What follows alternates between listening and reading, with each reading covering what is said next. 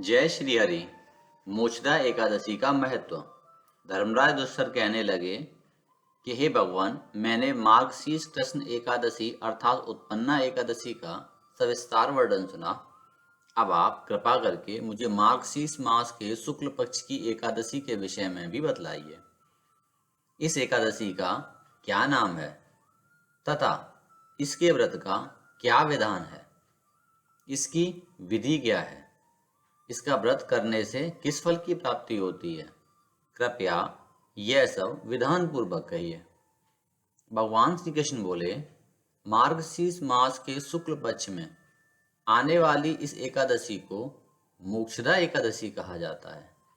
यह व्रत मोक्ष देने वाला तथा चिंतामणि के समान सब कामनाएं पूर्ण करने वाला है, जिससे आप अपने पूर्वजों के दुखों को खत्म कर सकते हैं। इसका महात्म मैं तुमसे कहता हूँ, ध्यानपूर्वक सुनो। मोक्षदा एकादशी व्रत कथा।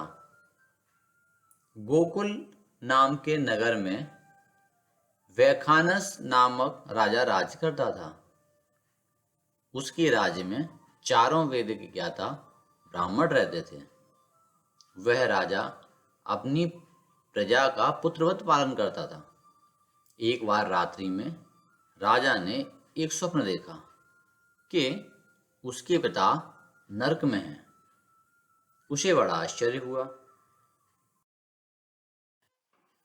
प्रातः वह विद्वान ब्राह्मणों के पास गया और अपना स्वप्न सुनाया। कहा, मैंने अपने पिता को नरक में कष्ट उठाते देखा है। उन्होंने मुझसे कहा कि हे पुत्र, मैं नरक में पड़ा हूँ, यहाँ से तुम मुझे मुक्त कराओ। जब से मैंने ये वचन सुने हैं तब से मैं बहुत बेचैन हूँ। चित्त में बड़ी अशांति है। मुझे इस राज, धन, पुत्र, स्त्री, हाथी, घोड़े आदि में कुछ भी सुख प्रतीत नहीं होता है। मैं क्या करूं? राजा ने कहा, हे ब्राह्मण देवताओं, इस दुख के कारण मेरा सारा शरीर जल रहा है। अब आप कृपा करके कोई तप, दान, व्रत आदि ऐसा उपाय बताइए जिससे मेरे पिता को मुक्ति मिल जाए। उस पुत्र का जीवन व्यर्थ है जो अपने माता पिता का उद्धार न कर सके। एक उत्तम पुरुष जो अपने माता पिता तथा पूर्वजों का उद्धार करता है, वह 1000 मूर्ख पुत्रों से अच्छा है। जैसे एक चंद्रमा सारे जगत में प्रकाश कर देता है, परंतु हजारों तारे नहीं कर सकते। ब्राह्मणों ने कहा, हे राजन, यहाँ पास ही भूत, भविष्य, वर्तमान के ज्ञाता पर्वत ऋषि का आश्रम है।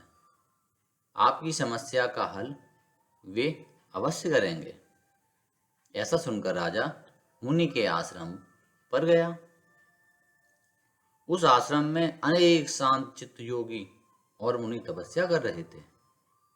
उसी जगह पर्वत मुनि बैठे थे। राजा ने मुनि को साष्टांग दंडवत किया। मुनि ने राजा से सांगोपांग कुशल पूछी। राजा ने कहा कि महाराज, आपकी कृपा से मेरे राज्य में सब कुशल है, लेकिन अकस्मात मेरे चित्त में अत्यंत अशांति होने लगी है। ऐसा सुनकर पर्वत मुनि ने आंखें बंद की और भूत विचार करने लगे। फिर बोले, हे महाराज, मैंने योग के बल से तुम्हारे पिता के कुकर्मों को जान लिया है। उन्होंने पूर्व जन्म में कामातुर होकर एक स्त्री को रति दी, किंतु सौत के कहने पर दूसरे स्त्री को ऋतुदान मांगने पर भी नहीं दिया। उसी पाप कर्म के कारण तुम्हारे पिता को नरक में जाना पड़ा। तब राजा ने कहा, इसका कोई उपाय बताइए।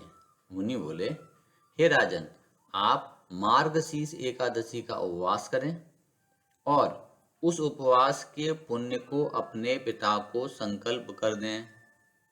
इसके प्रभाव से आपके पिता की अवश्य नरक से मुक्ति होगी।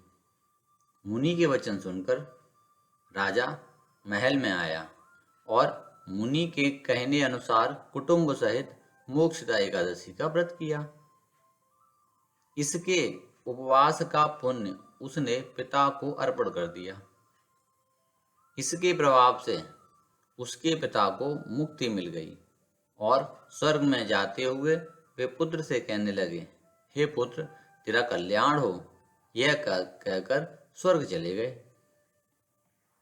मार्गशीर्ष मास की शुक्ल पक्ष की एकादशी का जो व्रत करते हैं उनके समस्त पाप नष्ट हो जाते हैं। इस व्रत से बढ़कर मोक्ष देने वाला और कोई व्रत नहीं है। इस दिन गीता जयंती भी मनाई जाती है। साथ ही यह धनुर्मास की एकादशी कहलाती है। अतः इस एकादशी का महत्व कई गुना और भी बढ़ जाता है। इस दिन से गीता पाठ का अनुष्ठान प्रारंभ करें तथा प्रतिदिन थोड़ी देर गीता अवश्य पढ़ें। इस प्रकार मोक्षदा एकादशी व्रत कथा समाप्त हुई। जय श्री हरि। मोक्षदा एकादशी व्रत कथा को हिंदी में पढ़ने के लिए वीडियो के डिस्क्रिप्शन में दिए गए लिंक पर क्लिक करें। धन्यवाद।